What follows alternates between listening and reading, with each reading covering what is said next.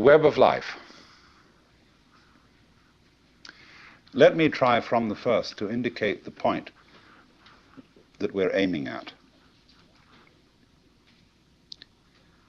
The point is this, that human consciousness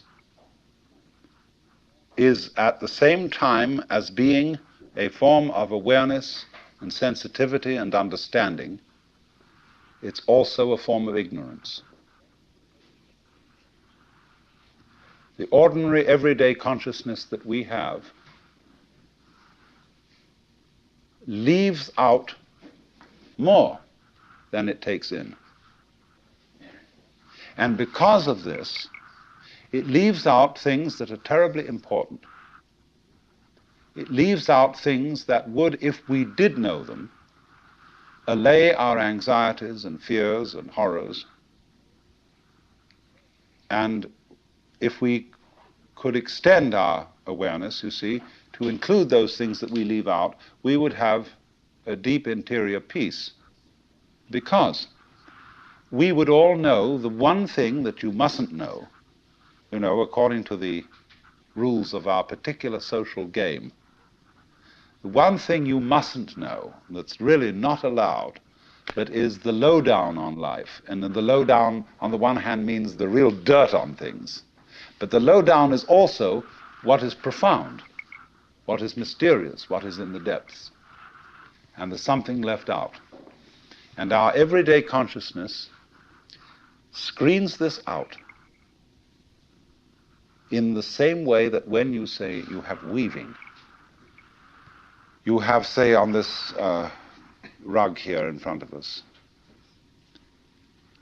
when the black finishes here, the black threads will go underneath and then appear again over here, then they'll go underneath the white, and then they'll appear again over here, you know? So that the back will be the obverse pattern of the front. Now, the world is like that. Our sense organs are selective.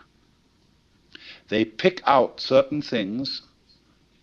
They're receptive. For example, we have a small, small band of what you might call a spectrum of light, of sound, of tactile sensation, and so on, to which the human organism is sensitive. But we know that outside that small band, there is a huge range of vibrations to which we have built instruments that are sensitive. Things like cosmic rays, ultraviolet rays, gamma rays, hard X-rays, so on. They're all outside the band of our spectrum. And obviously, there are things that are outside the range of our instruments. We may build new instruments someday which will evoke, bring into our consciousness other orders of vibration altogether. But yet, as yet, we don't know about them. So you could imagine, you see, the universe is a vast, vast system of vibrations and has infinite possibilities. All these vibrations, you know, are like the strings on a harp. And the harps that the angels are supposed to play in heaven are really this huge possibility. See, when you play the harp, you select strings. You don't play all the strings. It's stupid to just run your finger along the whole edge of the harp, back and forth, and go. What you do is you pick out with your fingers, select just like on the piano. You don't go. You pick out certain notes, and these make the patterns. But at the same time as you pick out, you reject what you don't pick out. But it's all there, constituting a fundamental continuity, the kind of continuity of the thread as they go to the back of the woven material and make up the obverse of the pattern that's on the front. Now, the question that is absolutely basic for all human beings is, what have you left out?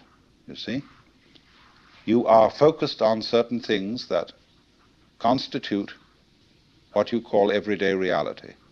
Look, you single out people, and you see them sitting all around. and you know there are things that are really there. And then behind the people are the houses or whatever we live in, and the earth, and behind all that the sky, and so on. But we see the world as a collection of rather disjointed events and things. And I might say to you as you came in here today, now, my goodness, you all forgot something. What did you forget? And you think, my goodness, did I put my pants on? Did I wear a sweater? Did I got my glasses and my hair on, or my wig or whatever? And no, it's none of that. Well, something you've forgotten. See, everybody's forgotten something.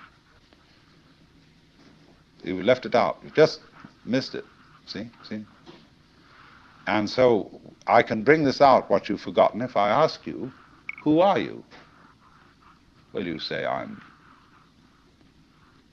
Paul Jones, or whatever your name happens to be. I say, oh, no, don't give me that stuff. Who are you really? And you think, whoa, of course I'm just me. No, don't give me that. I don't want to hear all that nonsense. You're playing a trick on me. Really, deep down, who are you? I don't know. Well, that's the thing to find out. That's the thing that's been forgotten. See, that's the underside of the tapestry, the thing that's been left out.